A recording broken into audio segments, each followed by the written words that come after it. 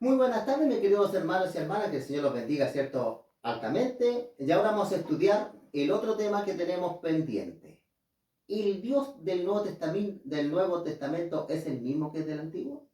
¿O es diferente? Lo vamos a analizar porque el otro tema está relacionado si Dios era un Dios castigador.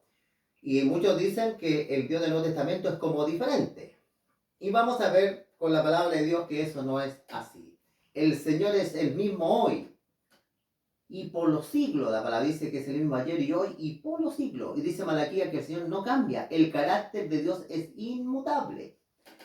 Muy bien. De hecho, hermano, con esto también ha nacido hoy día una doctrina que es muy popular, que está ganando adherente, que es la idea del universalismo. El universalismo enseña que nadie se va a perder. Que no importa lo que hagan acá en la tierra, Dios le va a dar otra oportunidad en la eternidad. Que al final nadie se va a perder. Y eso ha ganado bastante popularidad hoy día en las redes sociales, todo eso. El Señor Jesucristo dijo, ¿cierto?, que no había mayor amor el que un amigo entregara, ¿cierto?, su vida por un amigo. El Señor Jesús nos ama a nosotros y entregó la vida por nosotros, para que nosotros nuevamente lleguemos a tener la vida eterna. La vida eterna es por creer en el Señor Jesucristo. Pero el reino de Dios tiene regla. Y la palabra de Dios enseña que solo hay dos caminos en esta tierra. Hay solo dos caminos. No hay aquí caminos intermedios. Existen solo dos caminos. Pero la palabra del Señor enseña, en 1 Juan 4:8 dice, Dios es amor.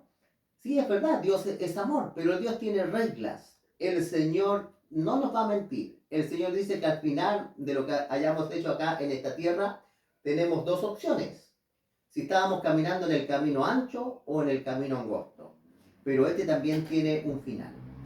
Aquí en San Mateo capítulo 7 y el versículo 13 dijo el Señor Jesucristo.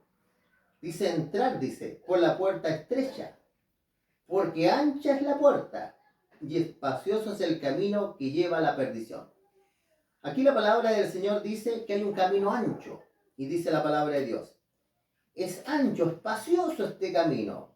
Y dice la Escritura, muchos son los que entran por ella, por esta puerta. Hay una puerta y hay un camino ancho. La puerta tiene que ser ancha y el camino también es ancho. Pero dice el versículo 14, porque estrecha es la puerta y angosto es el camino que lleva a la vida, y pocos son los que lo hallan. Aquí la palabra del Señor dice que el camino ancho conduce a la perdición. En el idioma griego también esta palabra se traduce como destrucción. Lleva a la destrucción, tanto en esta vida presente como en la vida en el juicio del Señor. Y el camino angosto, dice la palabra de Dios, nos lleva a la vida, nos lleva a la vida eterna. Con esto, mis queridos hermanos, lo que yo quiero decir, que así como en el Antiguo Testamento existía una sentencia de vida y de muerte, esa sentencia todavía existe. Todavía esa sentencia existe. Ahora, el Señor a nosotros, hermano, la decisión no la tiene Dios, sino que la tenemos nosotros. En el libro de Deuteronomio dice, te pongo la vida y la muerte. Pero yo te aconsejo que tú escojas la vida. La destrucción, yo con esto no quiero asustar a nadie, yo tengo que decir simplemente lo que está en la palabra de Dios, yo no les puedo mentir. La misma sentencia que estaba en el Antiguo Testamento también está en el Nuevo. Y vamos a ver algunos personajes bíblicos que la mencionaron. Pero después nos vamos a quedar, ¿cierto?, con algo muy hermoso, que el Señor creó un plan de la salvación, porque la destrucción, como dice el Evangelio de San Mateo capítulo 25, fue preparada para Satanás, el infierno. La destrucción eterna fue preparada para Satanás y sus ángeles. Pero para los seres humanos Dios creó un plan de salvación. Pero aquí lo curioso es que los seres humanos prefieren seguir al diablo, que en vez de seguir a Dios. Vamos a ver acá que Juan el Bautista tampoco mintió. Él preparó el camino para el Señor Jesucristo. Pero Juan el Bautista dijo lo siguiente acá, en Mateo capítulo 3 y el versículo 12. Vamos a tomarlo del 11 para tomar toda la idea. Habló de Jesucristo. 3, versículo 11 dice, yo la verdad, dijo Juan, os bautizo en agua para arrepentimiento. Pero el que viene tras mí, el que viene, ¿cierto?, que era Jesucristo, cuyo calzado dice, yo no soy digno de llevar, es más poderoso que yo. Y él os bautizará en Espíritu Santo y fuego. Pero el versículo 12, hermano, mire lo que dice acá. Su aventador está en su mano y limpiará su era. El Señor Jesucristo en su segunda venida va a limpiar este mundo. Recogerá su trigo en el granero. ¿Quién es el trigo que llevará a los graneros celestiales? No estamos hablando de personas perfectas, porque no hay ninguna persona perfecta, pero está hablando de los creyentes. Jesucristo dijo, el que persevera hasta el fin, ese será salvo. Son los que perseveraron en la fe bendita. Ellos serán llevados al granero celestial. Pero mire lo que dice el versículo. Y quemará la paja en fuego, que nunca se apagará. Aquí la palabra del Señor dice que el Señor, mis queridos hermanos, va a destruir, igual que en los tiempos del diluvio, Sodoma y Gomorra, los Cananeos, muchas culturas, muchos imperios que el Señor hizo caer, los va a quemar con fuego. No significa, como hemos estudiado nosotros, que el Señor los va a atormentar por la eternidad. Usted puede ver un tema mío que se llama ahí la Biblia y el infierno. Ahí explico las palabras griegas hebreas. El fuego no se apagará. En la Biblia, algo que no termina es decir que es destrucción eterna. Por eso la Biblia les llama la muerte segunda en el libro Apocalipsis.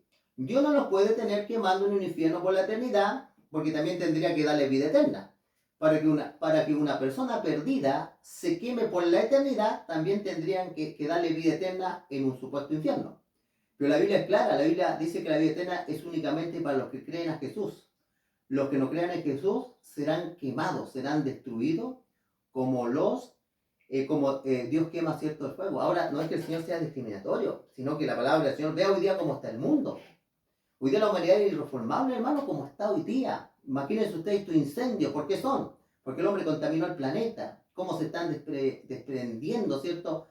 En la Antártida los icebergs, imagínense, hay uno que es inmenso, 200 metros de alto, la maldad que hoy día hay. Imagínense ustedes cómo las personas las asesinan a veces en su propia casa. La maldad hoy día, mis queridos hermanos, hoy día la gente que hace el mal no le tiene miedo a nada. Por eso el Señor dice que va a limpiar nuestro mundo, va a quemar la paja en el fuego, pero los que busquen al Señor los llevará a los graneros celestiales. ¿Por qué yo quiero dar este tema? Este tema quiero darlo para mostrarle que el Dios del Antiguo Testamento es el mismo que el pensamiento tiene el Nuevo. Así que esas personas que hablan acerca de que es un Dios que no... Yo no quiero decir que el Dios del Antiguo Testamento no tenga amor. Era Él creó todo con amor. Pero Dios permite la maldad hasta un límite. Él es Dios. Él tiene que ponerle fin al pecado y a todo lo que hizo Satanás para restaurar la tierra.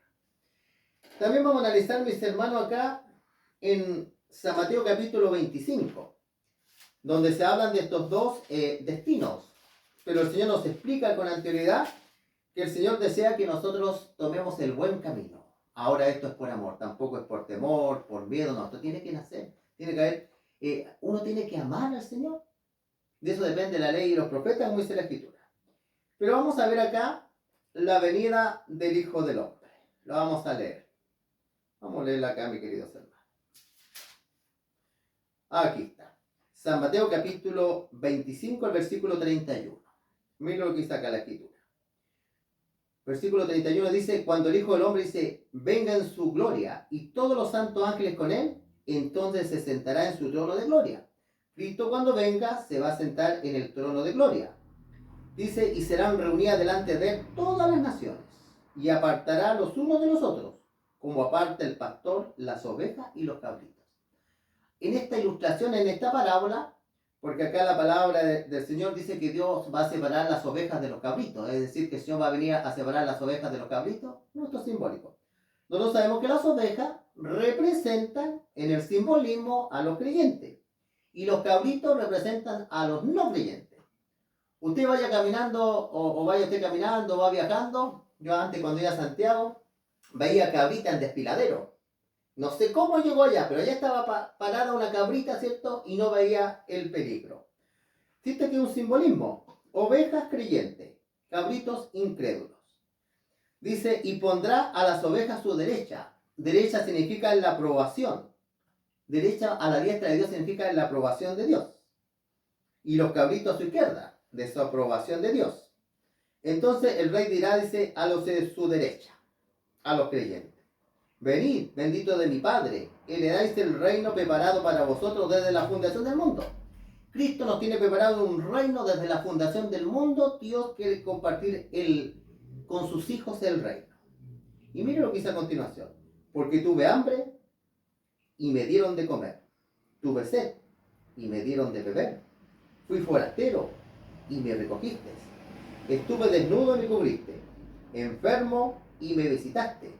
En la cárcel y viniste a mí.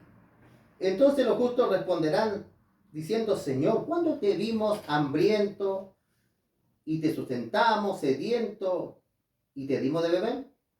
¿Cuándo te vimos forastero y te recogimos, desnudo y te cubrimos? ¿Cuándo te vimos enfermo en la cárcel y vinimos a ti?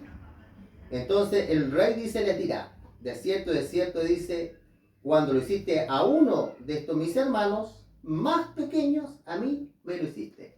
Interesante, la Biblia dice claramente, hermano, dice la escritura aquí, a uno de mis hermanos más pequeños. Hermano, ¿qué le dice a usted la palabra hermano? La palabra hermano está hablando de creyente. Con esto yo no quiero decir que no hay que ayudar a los creyentes. Muchas veces en las iglesias ayudamos a los que no son de la iglesia. Ayudamos a las personas que no quieren nada con Dios. Con las personas que muchas veces nos manipulan. A veces somos tan corazón de abuelita que nos damos cuenta que las personas que estamos entre nosotros, me van a disculpar ustedes la expresión, pero en Chile se utiliza la palabra cuentero. Hay gente que no tiene el problema, hay otros que tienen problema, pero hay otros que no. Dice la Biblia que no sacamos nada. Dice, hay un texto de la Biblia que dice que hay que proveer para todos, pero especialmente para los que están en la casa del Señor, es decir, nuestros hermanos. Por eso él dijo, uno de estos pequeños mis hermanos, es decir, que presten atención a la necesidad que hay dentro de la iglesia. No vaya a ser que ayudemos tanto afuera que nos ayudemos adentro. De mis hermanos, creyentes, ovejas. Entonces dirá también dice, a los de la izquierda, apartados de mí, malditos, al fuego eterno, preparado para el diablo y su sangre. Aquí es lo que yo les decía. La destrucción, el fuego eterno, que dice acá la palabra del Señor, dice preparados para el diablo y su sangre. Dios nunca preparó la destrucción, el Jena, el lago de fuego, mis queridos hermanos, no lo preparó para los hijos, sino para para Satanás. Ahora, el problema es que hay muchas personas que siguen a los ángeles de Satanás y al diablo. Porque tuve hambre, dice, y no me diste de comer. Tuve sed y no me diste de beber. Fui forastero, dice, y no me recogiste. Estuve desnudo y no me cubriste. Enfermo en la cárcel y no me vestiste. Entonces también dice, ellos le responderán. También el Señor ha dado oportunidad en su justicia a que ellos puedan responder. Señor, ¿y cuándo dice te vimos hambriento, sediento, forastero, desnudo, enfermo o en la cárcel y no te servimos?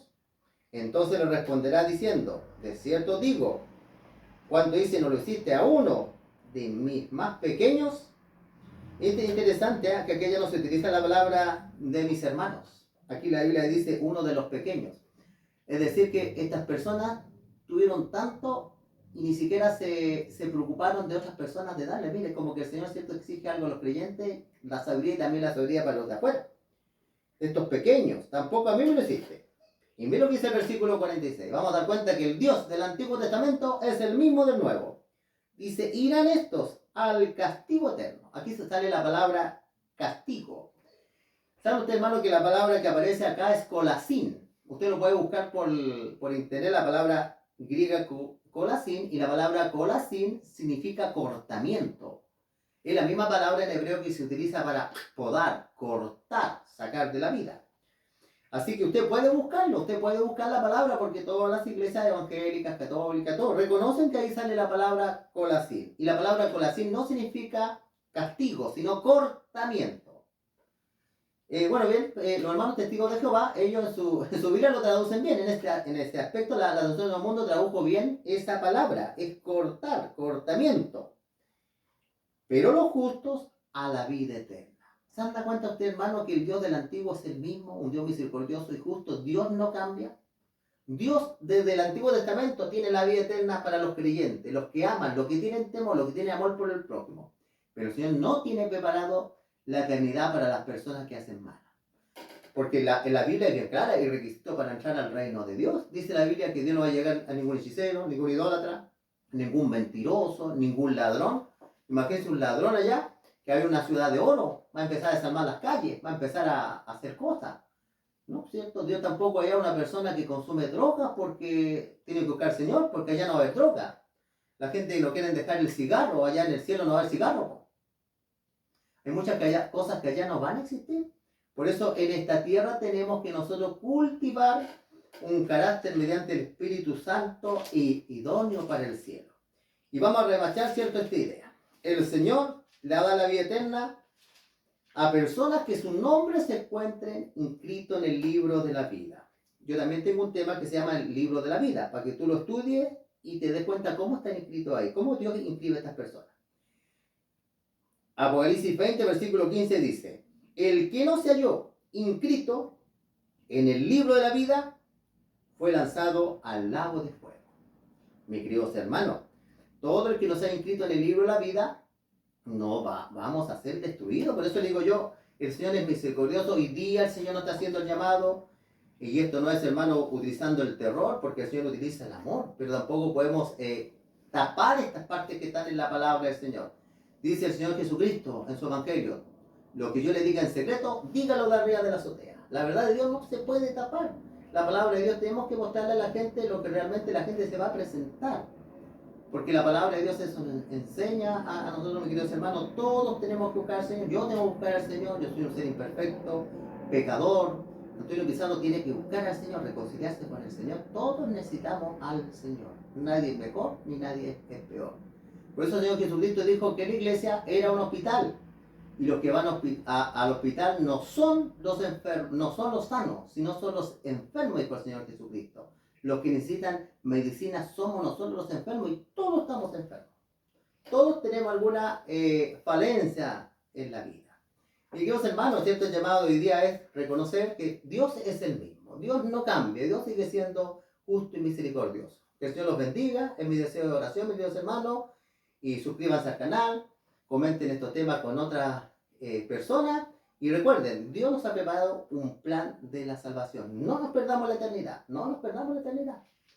Y vamos a terminar con una oración. Vamos a cerrar los ojitos. Padre bendito que estás en lo alto de los cielos, Señor. Estamos predicando tu palabra, Señor. Cuando predicamos tu palabra, estamos simplemente transmitiendo, Señor, lo que tú dices. El mundo tiene un problema contigo, Señor, no con nosotros, sino hay un problema directo entre Dios y el mundo, y nosotros como cristianos somos mensajeros de llevar, presentar este mensaje y dejarlo ahí, que la gente pueda decidir, Señor. Te pedimos que tú bendiga a nuestros hermanos, Señor, fortalécenos en la fe, danos valor, Señor, y también confianza en ti, fe en ti, Señor, porque hay un mundo a veces que da temor, pero sabemos que tú estás con nosotros, Señor. Tú no nos dejarás solos. Que tú bendiga a nuestros hermanos y hermanas. Te lo pedimos en nombre de tu Hijo Cristo Jesús. Amén. Que el Señor los bendiga. Nos vemos.